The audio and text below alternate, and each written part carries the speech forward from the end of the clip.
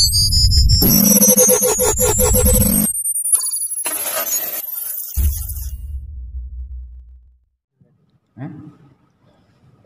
Assalamualaikum warahmatullahi wabarakatuh. Alhamdulillah wassalatu wassalamu ala Rasulillah wala haula wala quwata illa billah. Rabbi shrah li sadri wa yassir li amri wa hlul 'uqdatam min lisani yafqahu qawli. Jamaah kajian tafsir Yayasan Darul Fatah yang dirahmati oleh Allah Subhanahu wa taala. Tiap pagi dibiasakan ada wiritan doa yang harus kita baca. Yang pertama itu selepas salat subuh membaca La ilaha illallah wahdahu la syarikalah lahul mulku wa lahul hamdu yuhyi wa yumitu wa huwa ala kulli syai'in qadir 10 kali. Nanti diulang lagi ba'da maghrib 10 kali. Kemudian yang kedua, wiridan Allahumma ajirni minan nar. Apa? Allahumma ajirni minan nar 7 kali. Ditelatani Bapak Ibu. Allahumma ajirni minan nar 7 kali. Habis maghrib juga 7 kali. Mengapa? Kita kalau mengikuti jazakallahu khairan. Kalau mengikuti doa Rasulullah sallallahu alaihi wasallam itu sangat banyak sekali. Bahkan kalau kita baca doanya Rasulullah SAW, kayaknya susah kita untuk kerja. Pertama karena doanya banyak, kita belum hafal, dan bacanya mungkin masih terbata-bata, butuh waktu yang lama. Sampai Imam Nawawi menulis buku khusus tentang Al-Azkar, yang tebalnya itu setebal Al-Quran.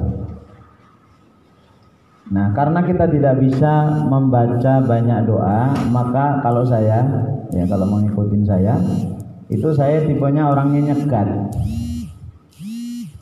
Tipenya nyegat Bapak Ibu. Nyegat yang kira-kira kalau ini dibaca, ya semua doa banyak manfaatnya. Ya semua doa banyak manfaatnya. Tapi kalau kita cegat, ya itu ada doa-doa yang memang memberikan perlindungan kepada kita dan manfaat. Dan semua zikir itu ada manfaatnya.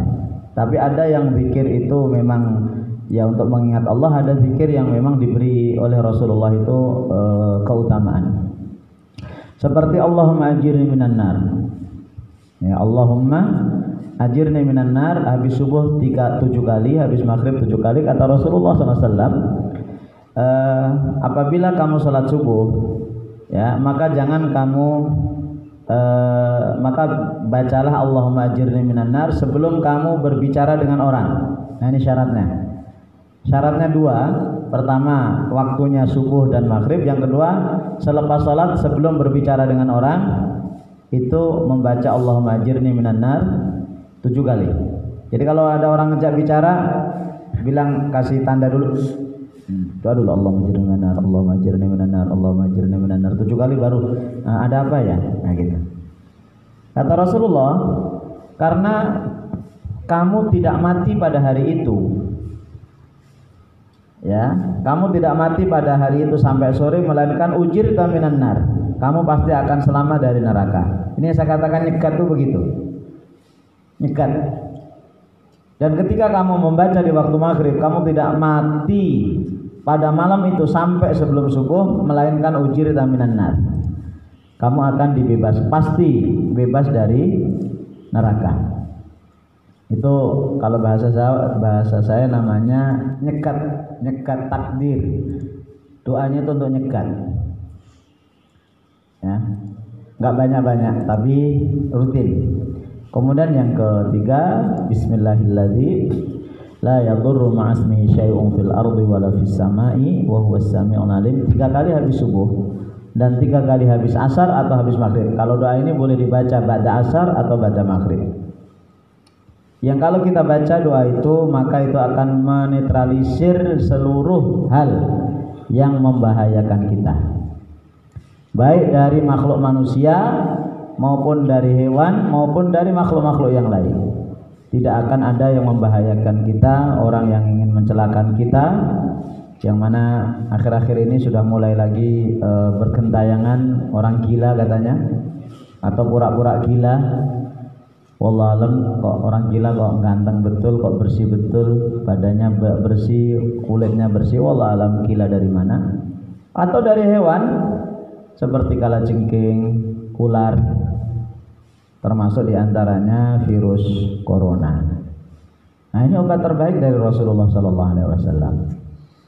Itu ya, tiap pagi dengan sore itu dibaca itu.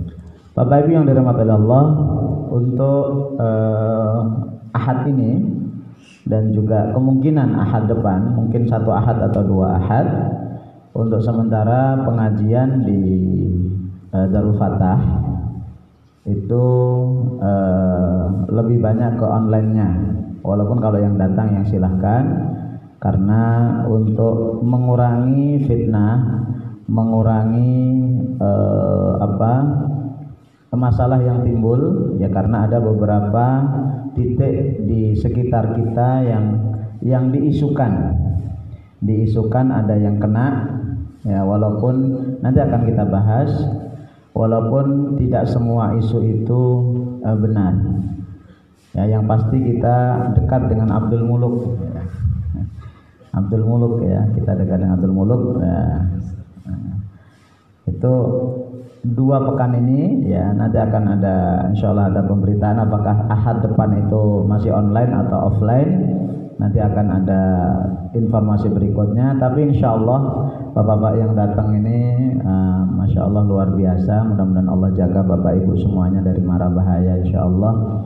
Dari rumah ke sini dihitung oleh Allah Subhanahu wa taala sebagai orang yang menuntut ilmu. Sebagaimana Allah mudahkan bapak ibu datang ke sini, insyaallah akan Allah mudahkan masuk surga, insyaallah. Dan termasuk beberapa kegiatan masih online di Darul Fatah. Nanti kalau sudah kondisinya sudah membaik, insyaallah. Tapi begitu kita online, Ustaz Abdul Somad datang ke Bandar Lampung. Ya, nggak apa-apa. Baik. Pagi ini kita akan membahas surat An-Nisa ayat 83. Yang punya Quran itu dibuka surat An-Nisa ayat 83. Sengaja saya memilih ayat ini, walaupun seharusnya kita membahasnya masih Al-Fatihah kalau tidak salah. Kita membaca ayat ini untuk kita kaji bersama. Saya baca, Bapak Ibu ikuti ya, baik yang di rumah maupun yang di masjid ini. Ya, saya ulangi, An-Nisa ayat 83, posisi sebelah kanan tengah kalau mau di Quran Utsmani. Baik, dibuka silahkan, saya baca, Bapak Ibu ikuti. A'udzu billahi minasy syaithanir rajim. Mari.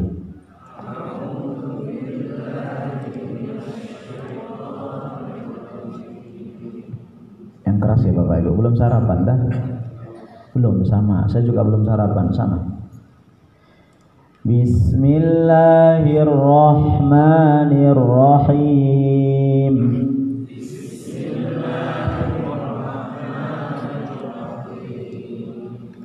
Wa idza ja'ahum amrun minal amni awil khawfi adha'u bih.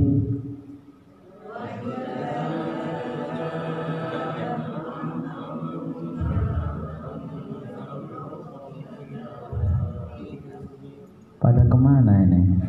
1, 2, 3, 4, 5, 6. Bapak-bapak 20, ibu-ibu lebih dari 20. Ya. Oh, nggak ada kacamata. Lampunya redup. Nah, tolong Ustaz Irham nyalain semua lampu. Nah, apakah betul-betul itu alasannya atau bukan? Coba kita tes. Lagi, semuanya dinyalain. Nah, udah nyala. Coba saya ulangi. Oh, belakang, paling belakang Ustaz Irham masih, Ibu. Wa idza ja'ahum amrum minal amni awil khawfi adza'u bih. Mari.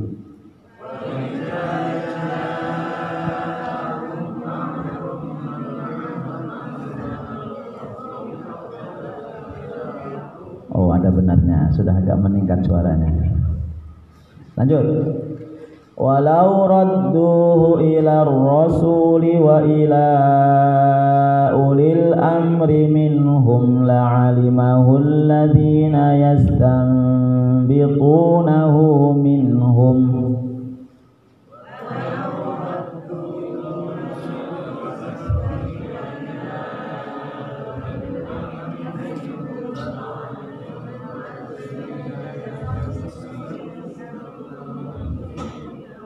Mulai acak-acakan. Enggak apa-apa. Walaula fadlullahi alaikum wa rahmatuhu lattaba'tumus syaitana illa qalila.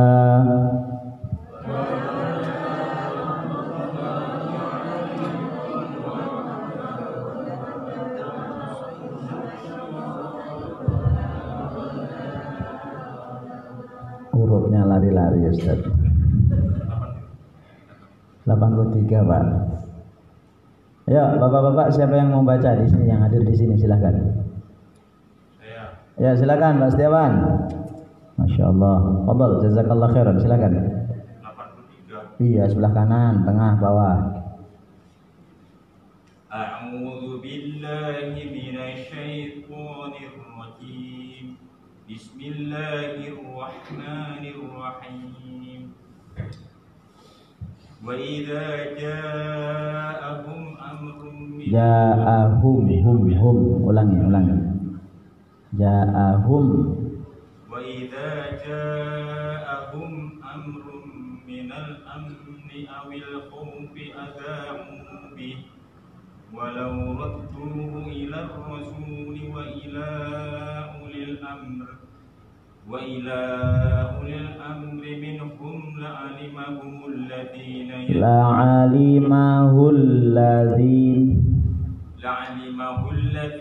yastanbitunahu minhum walaula fadlullahi 'alaikum wa rahmatuhu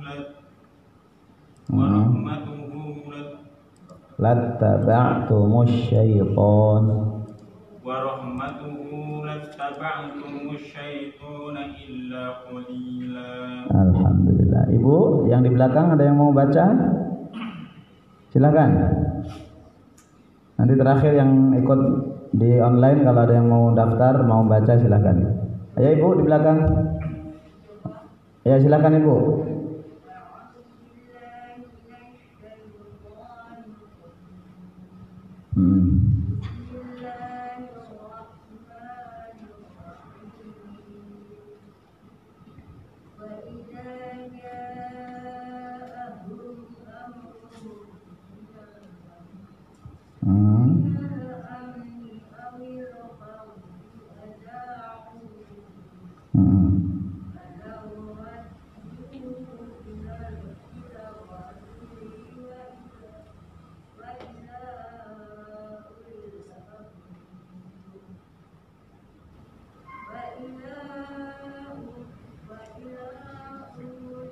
Punya pendek, ulil.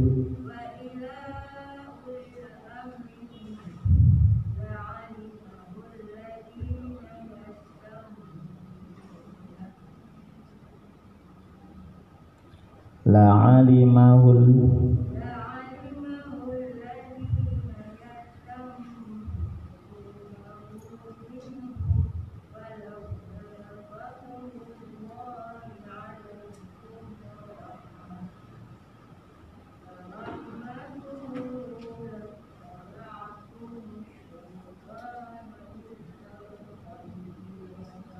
Ibu orang Padang ya?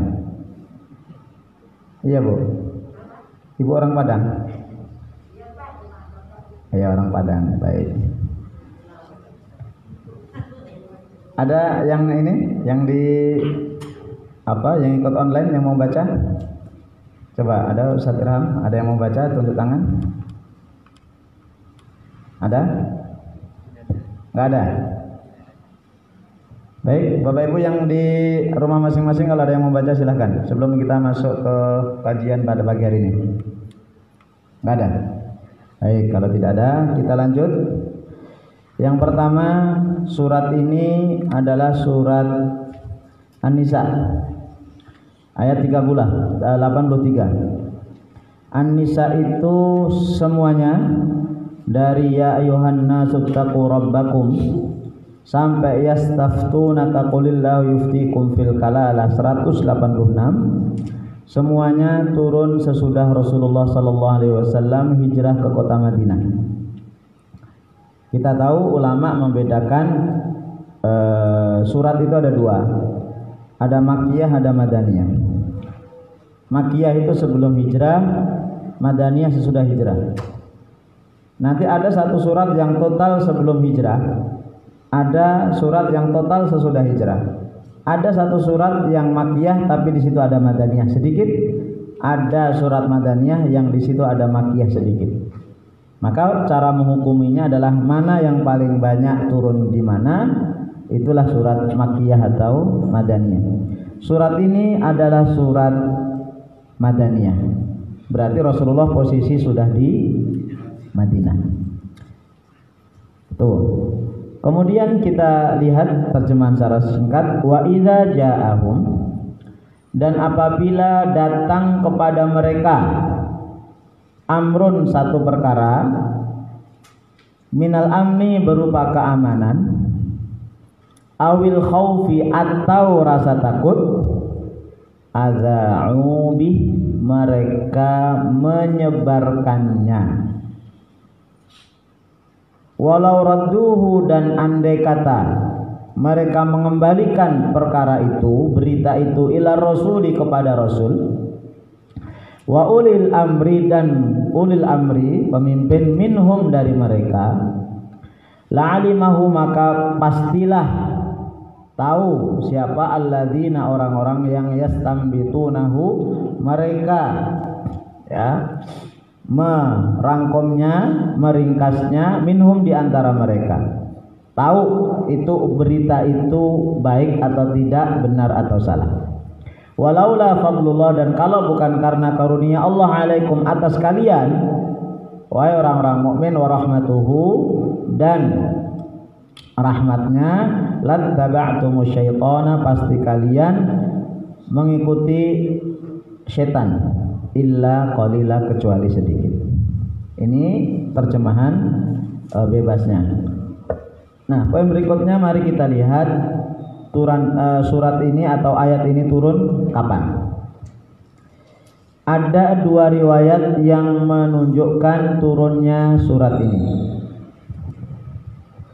Yara jumhurul mufassirin, surat ini kata ahli tafsir mengatakan bahwasanya surat ini turun untuk orang-orang munafik.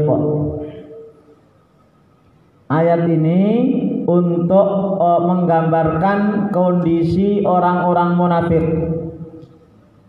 Kita tahu orang munafik di zaman Rasul itu muncul ketika Rasulullah sudah di Madinah.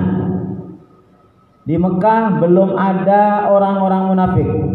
Di Mekah hanya ada dua, kalau enggak kafir ya mukmin.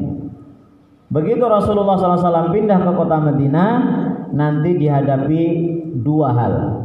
Pertama, orang kafir dari Yahudi terutama, kemudian yang kedua, orang munafik. Dan yang paling sulit menghadapi dua kelompok ini adalah menghadapi orang munafik.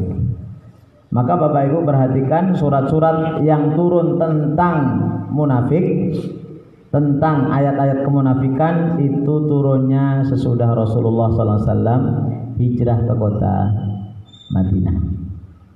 Karena di Mekah enggak ada orang munafik. Kalau iya iya, kalau enggak enggak. Kalau di Madinah iya enggak iya. Itu munafik. Turun untuk orang-orang munafik di mana Allah mengatakan wa yaquluna ta'atun fa idza barazu min 'indika bayyata ta'ifatun minhum ghairal ladzi taqul. Ini masih ada sambungannya dengan ayat sebelumnya, ayat 81. Nah, jadi ayat ini turun untuk orang-orang munafik dan saya ingin menyampaikan ayat ini kepada Bapak Ibu baik yang di Masjid Darul Fatah maupun yang di rumah agar kita terbebas dari kemunafikan. Dan ciri orang-orang munafik itu apa? Imam Tabari ya mengatakan mereka salah satu cirinya adalah apabila ada berita dari orang-orang mukmin. Apa beritanya? Nah, ini tentang syariah. Syariah itu perang yang tidak diikuti oleh Rasulullah SAW. Perang syariah, nanti ada ghazwah, ada ma'rakah. Nah, ketika orang mukmin itu mengalami kemenangan, kemudian berita itu nyampe kepada orang-orang munafik, maka orang munafik itu segera menyebarkan isu itu. Tujuannya apa? Mencari muka di hadapan Rasulullah SAW. Misalnya Rasulullah ngirim pasukan, kan beberapa kali Rasulullah ngirim pasukan beliau nggak ikut. Oh, ada kabar selentingan menang, langsung mereka itu ya Rasul menang kita. Ini orang munafik nyari muka. Nah, kalau orang muslim misalnya kalah ya atau terpukul misalnya, maka mereka juga langsung ngirim berita itu. Ngirim berita satu kalau ke orang munafik, ke orang mukmin, biar orang mukmin yang gak ikut ini tambah takut. Dan ngasih berita juga kepada orang kafir. Orang kafir biar mereka orang munafik itu seakan-akan punya peran, ya, punya peran. Kalau misalnya orang munafik datang ke orang kafir tuh kan, orang mukmin kalah kan. Nah, kalah kan istilahnya istilahnya apa ya? Alhamdulillah bahasa kita apa ya? Bahasa mereka apa ya? Tuh kan, kalian nggak ikut itu. Kalian hebat gitu. Jadi mencari muka di depan orang mukmin dan mencari muka di depan orang kafir. Nah, ini kebiasaan orang munafik bisa kita garis bawahi bahwasanya adalah mereka itu cepat-cepat mengirimkan dan menyebar berita. Di sini Allah menggunakan kata-kata adza'u, idza'ah. Idza'ah itu Bapak Ibu kalau televisi, ya televisi itu namanya idza'ah. Radio itu namanya midya'. Radio itu namanya midya'. Penyiar televisi maupun radio namanya al-mudhi'. Yang menyiarkan berita apapun itu namanya adza'ah. Entah itu berita itu benar atau berita itu salah, entah berita itu bermanfaat atau berita itu tidak bermanfaat, yang penting disiarkan menjadi konsumsi orang. Nah, sehingga orang munafik ini, kata ahli tafsir, wadzalika anna an-nabiy sallallahu alaihi wasallam kana yab'atsu saraya. Rasulullah mengirim pasukan. Fa idza ghalabu aw ghulibu badaral munafiqun yastakhbiruna an halihim. Ketika Rasulullah itu ngirim pasukan, baik menang ataupun kalah, orang kafir ini nguping, Pak. Yastakhbirun itu nyari-nyari berita. Fayakshun, kemudian mereka mengirimkan dan menyebarkan berita itu. Padahal Rasulullah belum ngasih tahu. Ya, Rasulullah belum ngasih tahu apa yang itu membuat lemahnya hati orang mukmin, ya. Membuat lemahnya hati orang mukmin karena apa? Rasulullah belum ngasih tahu, mereka sudah nyebar dan susah membedakan mana itu berita Rasul, mana itu berita orang munafik. Nah, Bapak Ibu yang dirahmati oleh Allah Subhanahu wa taala, ini tafsir yang pertama atau sebab turun yang pertama, yaitu kerjaan orang-orang munafik yang senangnya itu nyari-nyari berita, kemudian berita itu tanpa dipilah-pilah langsung disebar. Ini yang pertama. Kemudian yang kedua, sabab nuzul yang kedua ini diriwayatkan di Sahih Muslim, yang mana ini ceritanya tentang i'tizal Rasul SAW. Rasulullah itu pernah uzlah, pernah menyendiri. Ya, Rasulullah pernah menyendiri, menjauhi istri-istrinya. Ya, menjauhi istri-istrinya.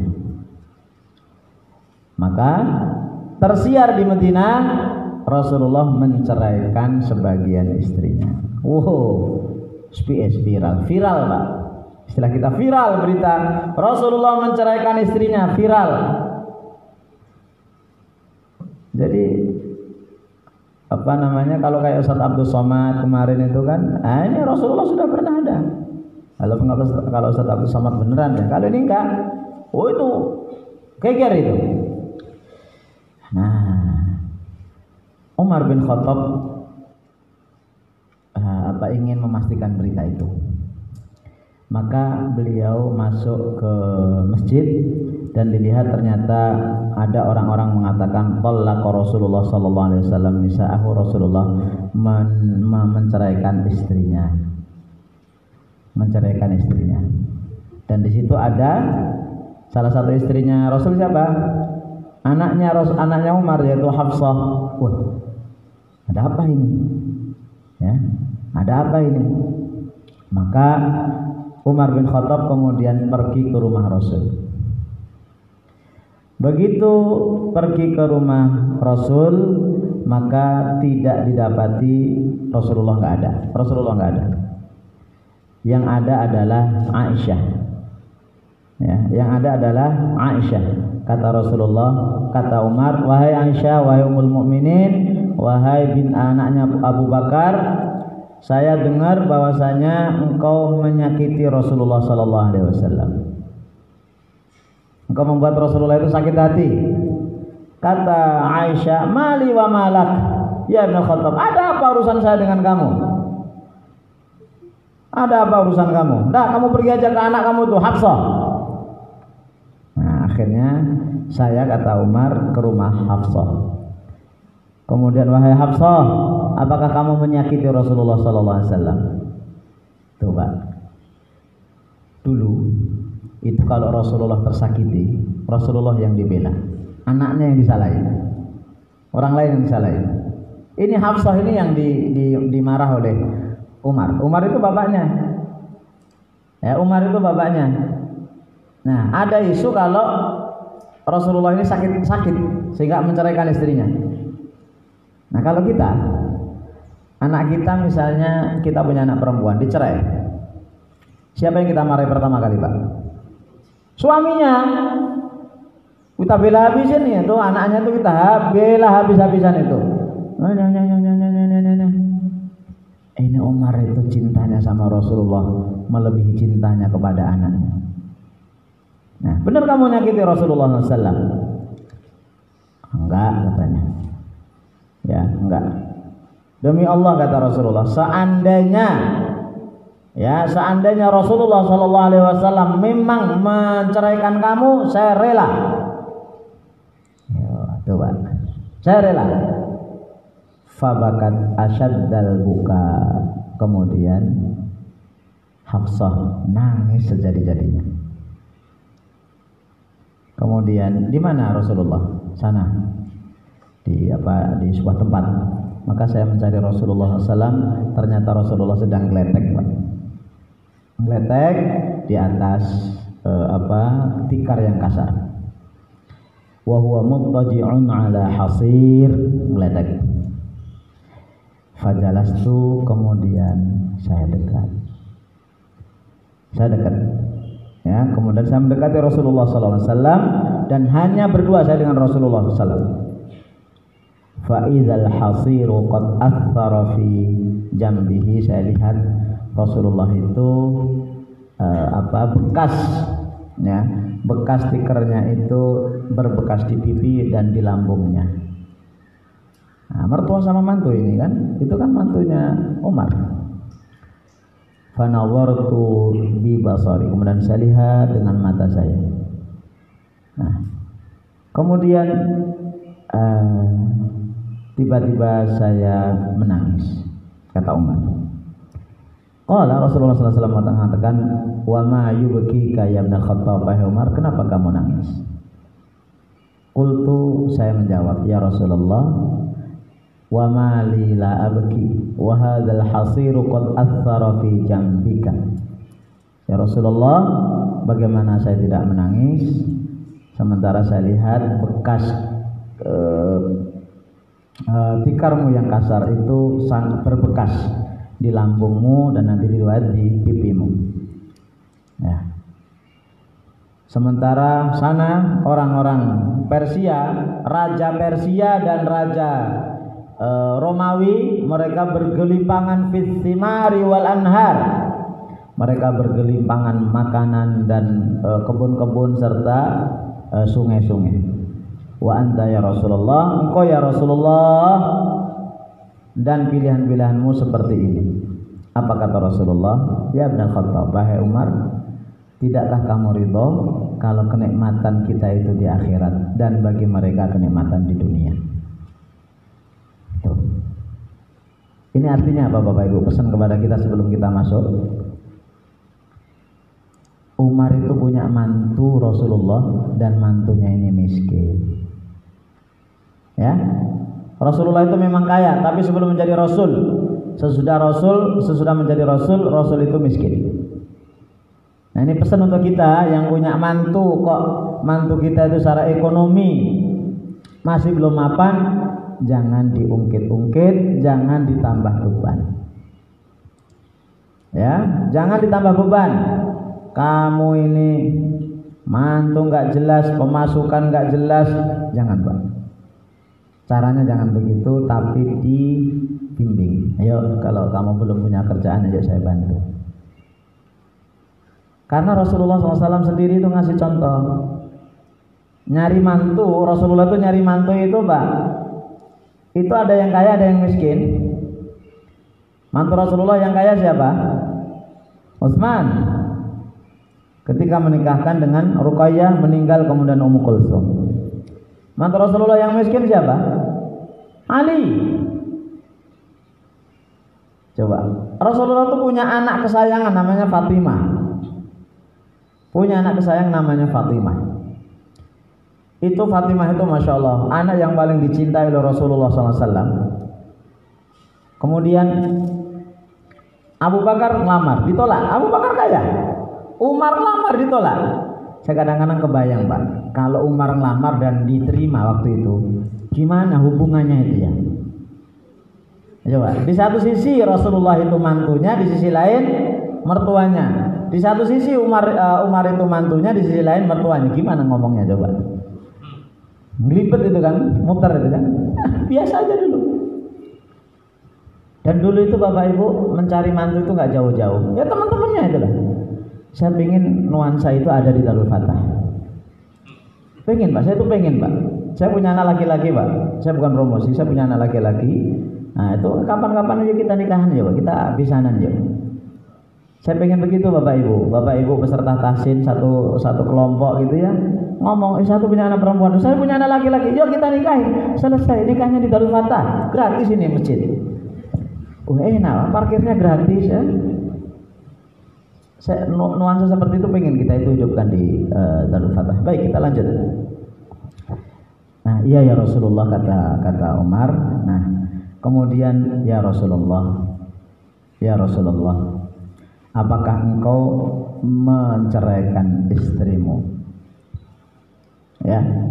Fa in kunta talaqtahunna, jika engkau menceraikan istri-istrimu, maka Allah bersama kamu, malaikat bersama kamu, Jibril bersama kamu, Mikail bersama kamu, saya Abu Bakar dan seluruh kaum muslimin. Nah, itu Pak. Nah, itu saya siap membantu kau ya Rasulullah. Nah, kemudian turunlah surat At-Tahrim ayat 5. Ini urutannya dulu, At-Tahrim dulu turun. Itu nanti kisahnya ada itu, kisahnya antara Rasulullah dengan Aisyah, Hafsah dan Maria Al-Qibtiyah. Nah, kemudian setelah itu Rasulullah jawab, ya Rasulullah, kata Umar, ya Rasulullah, tolak tahunna, engkau mencerai mereka? Kata Rasulullah, la, tidak. Nih, tidak. Ini Umar mendengar berita dari orang-orang kaum muslimin yang masih lemah, yang mereka dapat juga berita dari orang munafik. Tidak, loh, saya dengar orang-orang itu di masjid itu ngobrolin kok menceraikan. Talaq Rasulullah enggak. Maka turunlah surat An-Nisa ayat 83. Fa anzalallah ayat 83 turun.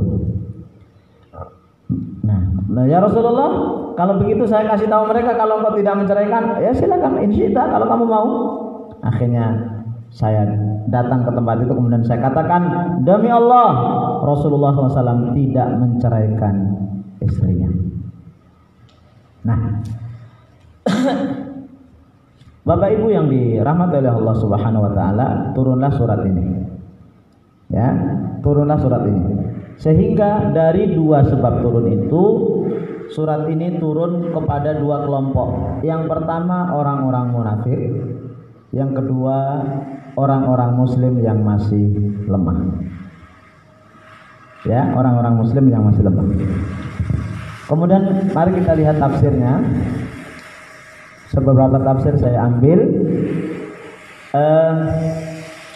At-Tafsir Muyassar mengatakan turun ayat ini turun kepada orang-orang yang imannya belum kokoh, imannya belum kuat di hati mereka, yang mana ketika ada berita, ada perkara yang seharusnya itu disimpan, seharusnya itu tidak disebar, tapi mereka justru malah menyebarnya, baik itu urusan kebaikan maupun keburukan yang seharusnya disimpan.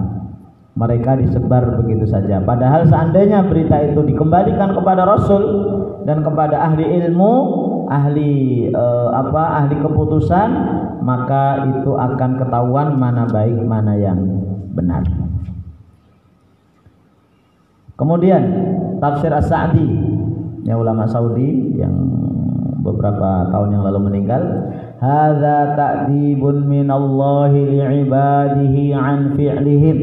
Ini adalah cara Allah mendidik kepada hamba-hambanya untuk tidak melakukan sesuatu yang tidak layak.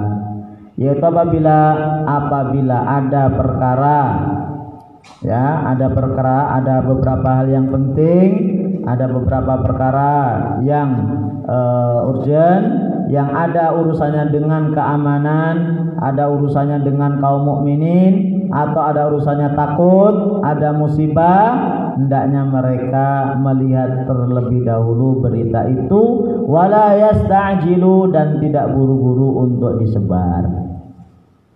Tapi sebaiknya berita itu dikembalikan kepada Rasul dan kepada ulil amri, kepada ahli ilmu yang mereka tahu ini layak disebar atau tidak, berita ini benar atau tidak. Ini tafsir As-Sa'di. Nah, kemudian tafsir Ibnu Katsir. Terakhir, ya, tafsir Ibnu Katsir. Ibnu Katsir menambahkan beberapa riwayat tentang bahaya menyebar berita yang itu seharusnya tidak disebar. Beliau menukil dari hadis Muslim dari Abu Hurairah, Rasulullah SAW bersabda, kafa bil mar'i an yuhadditsa bi kulli ma sami'. Cukuplah seseorang dikatakan pembohong kalau dia itu menyampaikan seluruh berita yang didengar. Orang mendengar berita kemudian langsung disebar, itu berarti ciri-ciri pembohong. Kafa bil mar'i kadziban an yuhadditsa bi kulli ma sami'. Cukuplah seseorang dikatakan pembohong ketika dia itu menyebar apa yang dia dengar.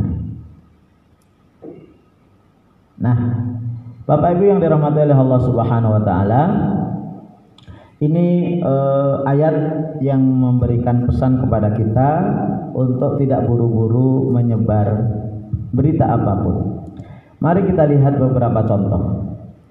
Berita itu ada yang bohong kemudian disebar. Nanti ada berita benar kemudian disebar. Kita lihat di zaman Rasulullah SAW, itu nanti di surat An-Nur. Kapan-kapan kita bicara surat An-Nur, itu surat penting untuk keluarga. Ketika, nah itu main game ya, mati nak, main game ya nak ya. Ini jangan main game nak ya. Ketika ciri main game apa? Ini begini, ini main game. Ini ciri main game ini, nggak boleh nak. Allah akan tanya di hari kiamat ya, HP-nya untuk apa? Main game itu nanti ditanya oleh, jangan ditanya, jangan dikira ini nggak ditanya oleh Allah ya. Tsumma latus'alunna yauma idzin anin naim. Ini nikmat bukan? Nikmat ini dari Allah Subhanahu wa taala. Duitnya pakai kita beli. Baik. Jadi di zaman Rasul ketika Aisyah itu datang dari perjalanan, beliau terlambat. Kita ambil contoh. Datang terlambat Bapak Ibu. Kemudian ternyata di belakang Aisyah itu ada Safwan bin Mu'attal. Siapa? Safwan bin Mu'attal. Nah, ini nih makanan empuk nih, Pak. Makanan empuk ini bisa viral, bisa viral, Pak. Tokoh munafik, saya katakan tadi ayat siapa? Munafik. Abdullah bin Ubay bin Salul, wah, langsung bikin berita. Aisyah berzina dengan Safwan bin Mu'attal. Wah, nggak bisa dicegah, Pak. Berita itu tidak bisa dicegah. Dan kita tahu sifat manusia itu khuliqal insanu min ajal. Manusia itu diciptakan dalam keadaan tergesa-gesa, terburu-buru. Wah, ini berita empuk ini. Langsung sot. Penduduk Madinah tahu, geger, Pak. Rasulullah sedih sesedih-sedihnya. 1 bulan Rasulullah itu tidak mencampuri istrinya. Baru nanti ketika surat An-Nur, nah selesai masalah, sebulan, Pak. Dan berita itu kalau sudah keluar, berita itu kalau sudah tersebar, mustahil berita itu akan ditarik lagi, Pak. Saya ulangi, berita itu kalau sudah keluar dari mulut, keluar dari HP, itu mustahil akan ditarik lagi. Ini pertama, contoh di zaman Rasulullah SAW, berita Rasul itu istrinya berzina. Aisyah loh, Pak, Ummul Mukminin, dan itu nggak bisa ditarik lagi. Dan itu menjadi makanan empuk orang-orang munafik dan orang-orang Muslim yang masih lemah. Kalau ya sahabat-sahabat Rasul yang sudah kuat, insya Allah nggak akan termakan dengan isu itu. Sehingga apa? Itu menjadi beban bagi Rasulullah SAW. Kemudian yang kedua, contoh yang kedua, ini dalam peperangan. Itu ceritanya di perang Uhud tahun ke-3 Hijriah. Dalam perang Uhud kita tahu awalnya sudah menang Rasul itu, Pak. Kemudian kalah, tanda kutip kalah. Kemudian tersebar berita karena ada satu orang munafik yang enggak tahu Rasul itu yang mana, intinya suruh bunuh. Nah, mereka ngira ada sahabat yang dikira itu Rasul dibunuh, Pak. Ternyata mati. Kemudian dia menyebarkan berita, Muhammad mati. Muhammad sudah saya bunuh. Orang Muslim yang sedang perang itu, Pak, langsung lemes, Pak.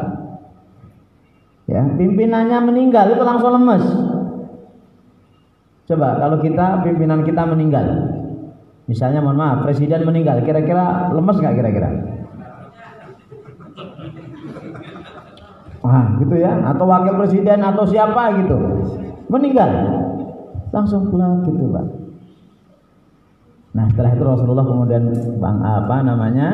tampil, saya Rasulullah SAW, saya masih hidup. Itu isu, ya itu isu. Nah ternyata Pak, isu-isu seperti itu masih terulang dan terulang.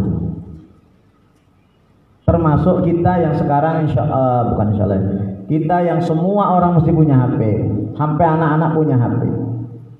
Ini kalau kita nggak hati-hati Pak, kita terkena di surat An-Nisa ayat 83, kita bisa masuk kategori orang munafik dan orang-orang muslim yang lemah. Khususnya di zaman sekarang ini yang masih ada wabah COVID-19. Kalau saya jadi presiden Pak, kalau saya jadi menteri, akan saya tutup seluruh akses tentang berita itu Pak. Semua orang tidak boleh menyampaikan berita itu kecuali dari saya. Misalnya saya menteri kesehatan misalnya. Semua berita selain dari menteri kesehatan dan dari gugus itu nggak boleh ada yang bocor. Di sini kelebihan orang Saudi Pak, masalah berita itu Pak total dikendalikan oleh kerajaan. Mana yang layak disampaikan ke masyarakat, mana yang tidak layak, itu walau raddu ila rasuli wa ila ulil amri. Ulil amri itu apa? Ahlul ilmi wal fiqhi kata ulama. Orang yang memang pakar. Sekarang ini Pak, berita-berita tentang itu Pak dengan mudahnya Pak. Coba, dan berita itu lebih banyak negatifnya daripada positifnya. Walaupun berita itu benar misalnya, apalagi kalau berita itu tidak benar. Coba sesekali saya ngikutin Pak. Kenapa yang sering ditampilkan itu berita COVID itu adalah yang meninggal, yang terpapar, yang meninggal, yang terpapar, yang meninggal, yang terpapar. Loh yang sembuh kok kenapa nggak disebutkan? Yang sembuh kenapa nggak disebutkan? Yang sembuh, yang sehat walafiat nggak disebutkan, nggak diwawancarai. Oh gini loh caranya. Sehingga apa? Itu membuat rasa takut tadi, membuat rasa takut manusia. Kita ini sudah ekonominya agak tanda kutip sudah agak goyang, ditambah lagi rasa takut itu Pak, sehingga apa? Bertumbuk-tumbuk dan itu akan melemahkan daya tahan tubuh kita. Dan terlebih berita kalau sudah keluar itu tidak bisa ditarik lagi. Bapak Ibu masih ingat sebulan 2 bulan awal dulu kita kena corona, itu ada berita 150 atau 200 jamaah masjid Jakarta Barat terkena corona setelah sholat berjamaah. Terkena corona karena ada salah satu aktivis, nggak perlu saya sebutkan nama gerakannya, habis dari Sulawesi atau apa, sholat di situ semuanya terkena. Berita itu Pak viral, begitu. Nah saya berkali-kali saya dapat berita itu Pak. Apa ini?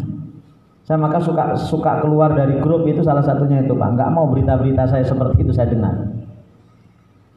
Begitu sebulan 2 bulan lewat, ternyata berita itu salah.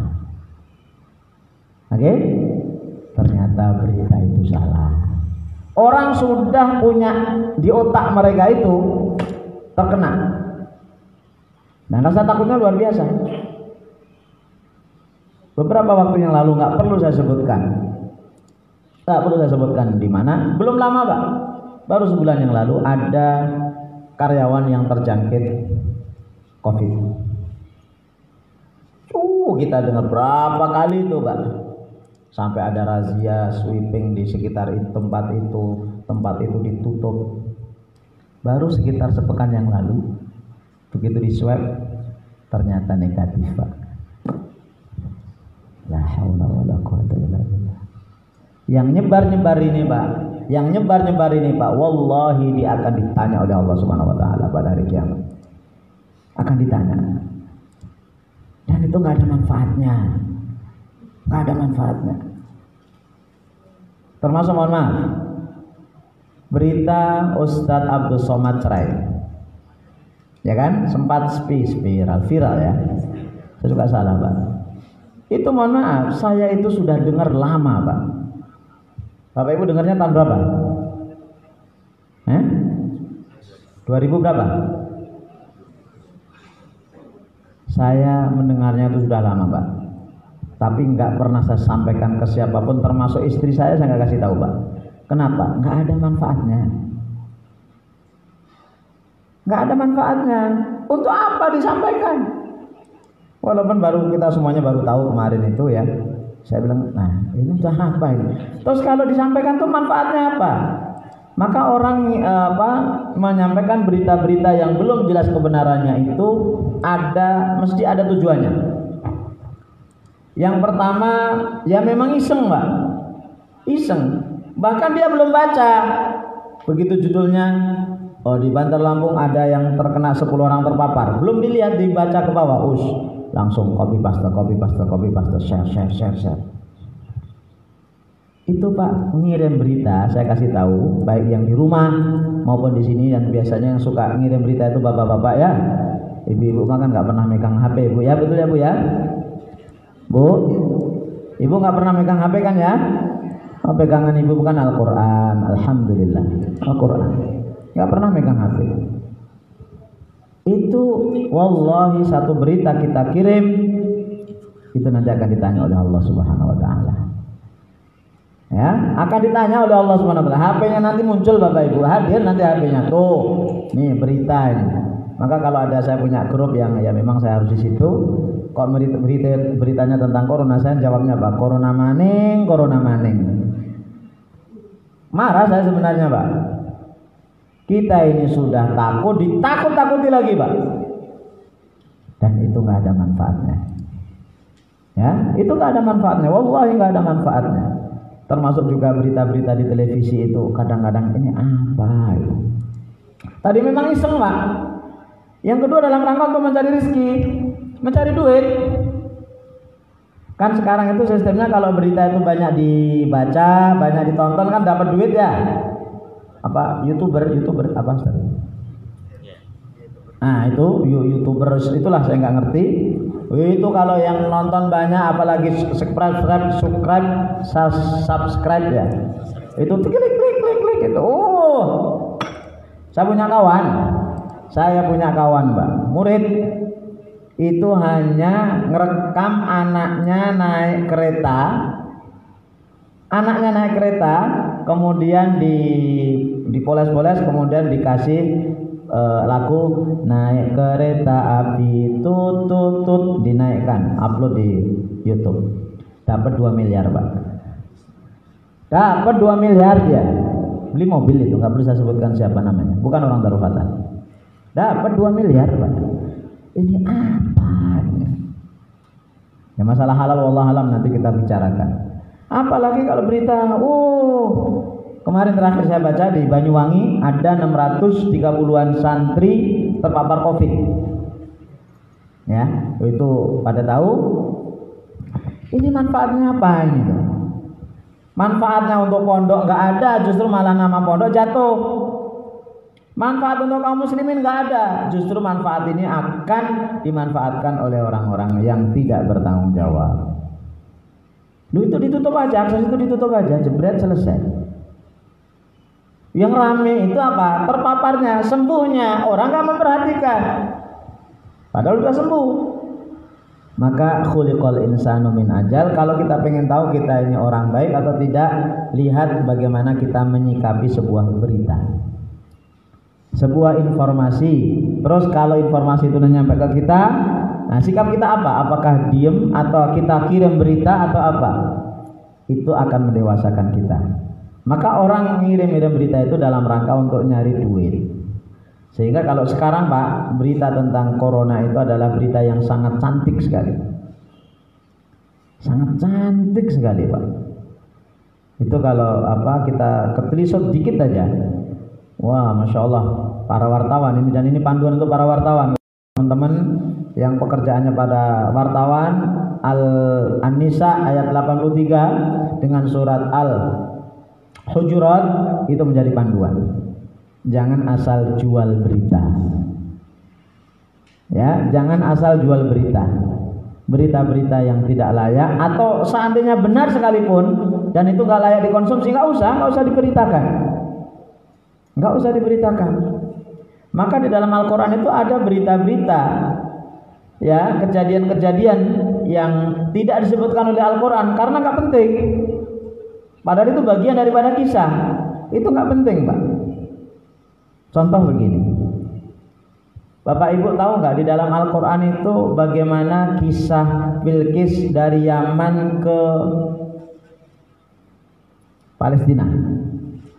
Ya kan kita tahu kisah Nabi Sulaiman, ya, surat An-Naml. Ada nggak dari Yaman Bilqis berangkat hari Senin, berangkat pakai kereta, pakai onta, nanti mampir di warung ngopi-ngopi dulu.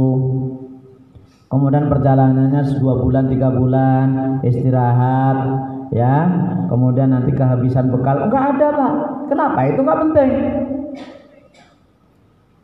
Ya, termasuk kita itu kalau berita itu tidak penting enggak usah. Dulu, Pak, saya senang waktu masih punya televisi. Senang kalau malam itu menyaksikan rekonstruksi pembunuhan, ya kan? Dulu masih ada, ya. Jam 11 jam 12 malam itu, Pak. Saya amati, karena senang mengamati 2 hal. Pertama perceraian, yang kedua pembunuhan. Itu saya paling senang. Termasuk juga Ustaz Ali Jabir kemarin itu, yaitu senang saya amati. Itu saya amati gitu ya. Dulu malam, Pak. Kesininya, Pak, itu masalah pembunuhan itu diberitakannya siang. Salah satu televisi, ya, saya sesekali kalau kebetulan lagi duduk, misalnya lagi cukur, kok ada televisi, ya saya dengar beritanya apa sih. Nah, kok pembunuhan itu ditampilkan siang jam 11. Manfaatnya apa, Bang? Justru itu akan membahayakan anak-anak kita. Oh gitu ya cara bunuhnya, gitu ya. Bahkan orang, mohon maaf, gantung, Pak. Orang gantung, orang bunuh diri itu disebutin. Ini apa? Dari Jepang itu pernah ada buku. Itu judulnya bagaimana cara bunuh diri dengan cepat, dan itu laku keras, Pak. Lah kok bodohnya yang beli itu kok yang percaya orang, sementara yang ngarang itu aja belum pernah bunuh diri loh, Pak. Ya. Jadi Bapak Ibu, maksud saya salah satunya pagi ini adalah sekarang ini corona sedang menyapa kita. Sejak awal Maret itu baru berita-berita, ya kan? Baru berita-berita. Nah, sekarang ini sudah mulai ada yang terjangkit. Tidak layak kita sebutkan. Ya, kalau kita bukan pakarnya, biarkan dari gugus itu yang memberikan informasi. Maka mereka udah benar, Pak, dan ini tolong diteruskan. Inisialnya AA, misalnya HS. Inisialnya. Siapa inisialnya? HAFISUYANTO. Itu bukan inisial itu, Pak. Udah cukup itu, dan itu cukup menjadi konsumsi mereka. Diisolasi di mana, mau di rumah sakit, mau di rumah, udah selesai. Kenapa? Karena masyarakat itu belum siap dengan corona. Corona itu selalu negatif yang diberitakan itu negatif, yang terjangkit, yang meninggal. Sementara yang sembuh jarang, caranya bagaimana kurang disampaikan. Nah, termasuk juga Bapak Ibu yang dirahmati oleh Allah Subhanahu wa taala, kayak berita kemarin, wallah alam benar apa enggak, orang itu kalau sudah terkena corona itu akan menyebabkan dia kebal. Kemudian enggak akan terkena lagi. Yang seperti itu saya dapat berita dari orang kesehatan. Loh, itu kan seharusnya disampaikan juga, enggak usah takut. Walaupun kita nggak boleh petentang-petenteng, protokol kesehatan tetap kita lakukan. Artinya meningkatkan optimis itu loh, Pak. Ini kan beritanya pesimis semuanya. Beritanya bukan semuanya, kebanyakan pesimis. Ini terkena. Bahkan apa-apa sekarang dikaitkan dengan COVID. Apa-apa dikaitkan dengan COVID, Pak. Orang mati di jalan, itu, ini COVID. Masya Allah. Maka saya berharap kepada Allah, mohon maaf, saya berdoa kepada Allah mudah-mudahan saya nggak meninggal saat-saat ini. Ya, kemarin kita ngurus takziah, ya, mohon maaf sekaligus berita duka salah satu jamaah Darul Fatah, namanya Pak Haji Muhammad Imbalu bin Hasbullah, meninggal hari Kamis. hari Kamis pagi, kemudian kita selesaikan itu pada asar. Itu saya perhatikan yang mensolatkan ya nggak banyak, ya sudah banyak tapi nggak begitu banyak, nggak standar. Saya tanya-tanya kenapa? Suasana COVID Ustaz. Loh, beliau itu bukan sakit karena meninggal karena COVID. Beliau itu meninggal karena tumor. Ini dikaitkan orang nggak berani ke masjid, nggak berani menyolatkan. Ya, alhamdulillah semua anaknya yang memandikan. Ya, semua anaknya memandikan. Nah, jadi ini maksud saya, Bapak Ibu yang dirahmati Allah. Berita itu kalau tidak layak disebar jangan disebar. Termasuk berita apapun. Begitu ditanya, ini berita dari mana? Jawabnya apa rata-rata? Dari grup sebelah. Betul ya? Dari grup sebelah. Dari grup sebelah. Kalau kita tidak tahu, tidak usah. Kalaupun kita tahu dan ini kayaknya nggak layak, nggak usah. Ini hari-hari ini kita nanti akan banyak baca tentang berita PKI ini misalnya. Yang saya baca tentang Gatot Nurmantio, tentang masalah pemilihan dia jadi panglima. Itu kalau kita ya dibaca-baca aja silakan, tapi nggak usah dikirim-kirim lah. Nambah suasana panas ini nanti. Nambah suasana panas. Nah, maka mohon maaf saya kalau HP itu hampir jarang yang namanya serius saya, Pak. Ya, kalau lucu-lucu ya saya kadang-kadang seneng malahan. Ngirim stiker lucu ya itu seneng saya, Pak. Serius-serius ini bahaya ini. Kadang-kadang serius saja nanggapannya itu kadang-kadang salah. Baik, jadi ini kita ingin surat An-Nisa ayat 83 itu mengajarkan kepada kita untuk tidak menambah suasana semakin keruh, suasana semakin panas. Cukuplah peristiwa-peristiwa yang lalu itu pelajaran bagi kita. Tidak semua berita itu harus kita baca, tidak semua berita harus kita percaya, dan tidak semua berita itu harus kita sebar ke orang lain. Baik kita sebagai seorang muslim yang ya walaupun pekerjaan kita sekali misalnya wartawan dan sekali apapun lah itu tidak layak ya. Kita ingin banyak memberikan manfaat dan kebaikan-kebaikan. Silakan kalau ada yang mau ditanya materi apa, materi ini boleh, materi yang lain silakan, boleh pakai langsung atau pakai WA silakan, baik yang di sini maupun yang di rumah. Silakan, saya buka HP saya. Boleh, ibu-ibu silakan kalau mau tanya, bapak-bapak monggo.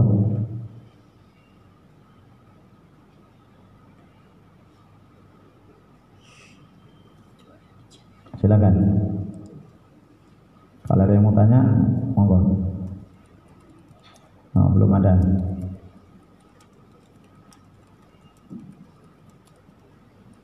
Ini Ustaz. Ayo Pak Setiawan. Waalaikumsalam warahmatullahi wabarakatuh. Iya, saya tanyakan langsung saja berkenaan dengan berita-berita. Ini yang kita sering dengar kan berita yang sifatnya perintah, itu bagaimana hukumnya? Berita yang sifatnya perintah, contoh kayak masa-masa pandemi ini. Kadang di dalam masjid itu orang menyampaikan berita itu berlebihan. Ya. Berlebihan. Nah itu kira-kira gimana Ustaz nanti tanggapannya? Artinya itu dilarang apa memang harus kita taati? Apa itu harus kita kerjakan dan harus kita sampaikan kepada orang lain? Atau memang kita harus diam? Ya. Waalaikumsalam warahmatullahi wabarakatuh. Lihat konten beritanya dulu Pak Setiawan. Ya, memang kadang-kadang orang itu menyampaikan berita itu jarang dikurangi, seringnya ditambah. Terutama bapak-bapak yang suka banyak ngomong ini. Ibu jangan tersinggung, saya ngomong bapak Bu. Bapak-bapak yang suka contoh begini, anaknya jatuh, darahnya dikit.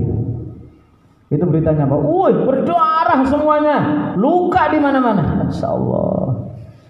Apa ini? Wais, habis itu ya orang tuanya yang marah lah. Siapa yang membuat jatuh anak saya? Anak saya parah, berdarah, kepalanya berdarah, padahal cuma kakinya berdarah. Ya, itu contoh berita. Contoh berita. Makanya kalau berlebihan itu kita ya sampaikan ke misalnya ke takmir masjid, Pak, apa betul beritanya begini? Ya. Beritanya begini apa betul? Oh ternyata mungkin karena kita yang salah atau kita yang belum tahu sehingga kita anggap itu berlebihan. Tapi kalau berita itu memang berlebihan, ya kita klarifikasi aja tadi. Walau radduhu ila rasuli wa ila ulil amri minhum la'alimahu alladziina yastanbitunahu. Ini kira-kira apa kesimpulannya? Oh memang betul, oh salah. Itu sampaikan aja ke ke pengurus, dan kita jangan sampai menjadi orang yang nambah-nambah, orang yang ngomporin gitu ya. Itu Pak. Baik, silakan yang lain. Ini ada yang masuk. Ustaz, apa artinya uzlah? Oh, tadi ya, uzlah. Rasulullah pernah uzlah. Uzlah itu dari kata-kata azalah. Azalah itu artinya, akan ada Mu'tazilah itu kan. Azalah itu artinya menjauh, ya memisah. Uzlah itu adalah, itu kalau dalam ilmu tasawuf, uzlah itu adalah berpisahnya seorang hamba dari makhluk dalam rangka untuk mendekatkan diri kepada Allah, dalam rangka untuk muhasabah. Ya, uzlah itu dalam ilmu tazkiyatun nafs atau ilmu tasawuf itu adalah kita menyendiri, ya bahasanya uzlah itu menyendiri dalam rangka menjauhkan dari kesibukan duniawi untuk menambah keimanan. Itu uzlah. Uzlah itu bisa dengan dua hal. Uzlah itu bisa dengan dua hal. Total kita menjauhi orang-orang sekitar kita, kemudian kita beberapa saat berada di sebuah tempat, kita tidak sibuk dengan apapun, kemudian kita kembali lagi. Itu namanya uzlah. Pernah ini banyak dilakukan oleh ulama. Salah satu contoh yang terkenal adalah Hujjatul Islam Imam Ghazali, Abu Hamid Muhammad bin Muhammad Al-Ghazali. Beliau adalah profesor, guru besar, umur 34 tahun itu diangkat guru besar di Baghdad. Nah, di Baghdad itu adalah kotanya ilmu waktu itu. Umur beliau meninggal 505 Hijriah. Kemudian sebelum itu beliau sangat terkenal, ahli analog, ahli mantik, ahli debat, dan beliau sangat dikagumi oleh orang. Kemudian beliau setelah itu mikir, beliau 4 tahun mengajar. Kemudian mikir 6 bulan beliau goncang, kemudian beliau tinggalkan semua itu, kemudian beliau menuju ke barat, menuju ke Damaskus, ya, kota Syria, di Syria. Kemudian beliau di sana kurang lebih 2 tahun. Disitulah beliau menulis kitab Ihya Ulumuddin. Beliau menata hati, kemudian beliau balik lagi ke Baghdad ngajar lagi. Itu contoh uzlah. Ya, uzlah secara fisik. Nah, kalau kita uzlah itu tidak harus seperti itu. Ya, uzlah yang kedua, lah kita ini uzlah pergi ke mana, tapi HP dibawa, laptop dibawa, itu bukan uzlah itu, Pak. Lari dari tanggung jawab. Saat istri suami saya alhamdulillah sekarang senang ke masjid, Ustaz.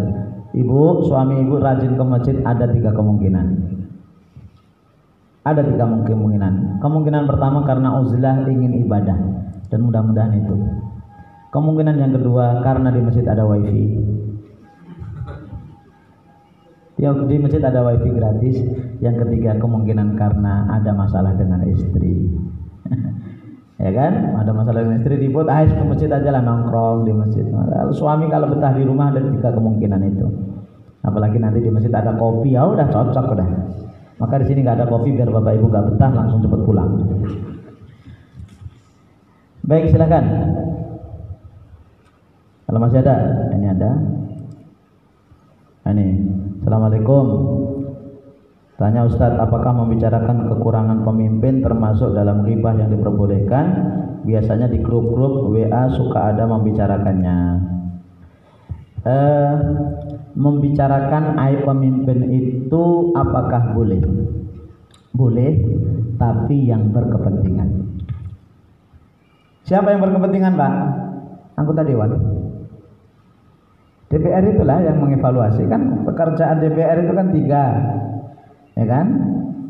Membuat anggaran, kemudian salah satunya adalah mengawal perjalanan eksekutif, kan begitu pelajarannya. Biarkan mereka yang mengevaluasi. Kayak kemarin Pak Menteri Agama dinasihati berkaitannya dengan pernyataan beliau tentang orang yang kalau good looking itu begini-begini, itu biar mereka.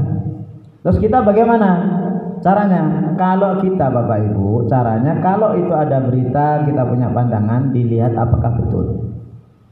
Nah kalau memang betul caranya ya kita salurkan ke lembaga terkait, misalnya Muhammadiyah, NU, Persis, Dewan Dakwah, nanti teruskan ke DPR, biar kemudian DPR itu yang menyelesaikan. Tidak layak sekalipun pemimpin itu asal muslim, sekalipun dia itu muslim, walaupun muslim kemudian dia mohon maaf zalim dan seterusnya, tidak layak kita hujat. Tidak layak dihujat itu, Pak. Begini. Enggak layak, Pak. Dosa dulu kita itu mohon maaf. Contoh, Pak Harto dulu kita hujat habis-habisan, Pak. Iya kan? Kita hujat kemudian itu apa? Pak Harto itu punya duit miliaran di bank Swiss dan seterusnya, Pak. Ternyata itu isu, Pak. Akhirnya kemudian beliau jatuhkan salah satunya. Ternyata apa, begitu ditelusuri, beliau dijatuhkan, bukan hanya jatuh tapi dijatuhkan karena di akhir-akhir hayat beliau dekat dengan kaum muslimin. Kan ceritanya begitu. Nah, itu jangan sampai terulang lagi. Misalnya Habibie punya kekurangan, semua orang kekurangan. Kemudian misalnya kemarin Pak SBY, kemudian Pak Bu Megawati, terakhir sekarang Pak Jokowi. Pak Jokowi punya kekurangan, semua orang punya kekurangan. Semua orang punya kekurangan, tapi kita tidak layak. Ya, tidak layak. Kecuali kalau dia terang-terangan ngomong, terang-terangan, saya akan memusuhi umat Islam, misalnya terang-terangan begitu. Atau terang-terangan apa kemarin itu ya, yang orang Amerika yang mengatakan Sumatera Barat mudah-mudahan Pancasila, itu siapa kemarin, orang Amerika, saya lupa saya. Itu terang-terangan, itu layak untuk kita kritik. Jadi tapi kalau katanya misalnya mohon maaf ini ya, Jokowi diisukan keturunan PKI, contoh, itu nggak usah kita nggak usah kita layani, Pak. Apa manfaatnya? Itu biarkan urusan mereka. Kenapa? Kalau seandainya itu betul misalnya, maka kita akan benci, Pak, dan itu bahaya. Dan seandainya itu salah, itu akan kembali ke kita. Akan kembali ke kita. Saya hanya baca-baca aja, dan saya nggak tahu ini mana yang benar, mana yang salah. Udah tinggal aja. Ya kita doakan. Nah, ini yang jeleknya di Indonesia dan kita perlu nyontoh orang Saudi. Hampir nggak pernah kita itu orang Indonesia mendoakan baik pemimpin. Bapak Ibu, kalau Bapak Ibu sempat sholat di Masjidil Haram, dan saya doakan Bapak Ibu bisa sholat tarawih di sana. Itu setiap sholat witir itu mesti ada doa kunut tiap malam. Dan salah satu doanya itu adalah mendoakan kebaikan Raja Salman dan Waliul Ahdi putra mahkota Muhammad bin Salman. Didoakan taufik, didoakan istiqomah, didoakan baik, memberikan kebaikan kaum muslimin. Coba kita ada gerakan gitu loh.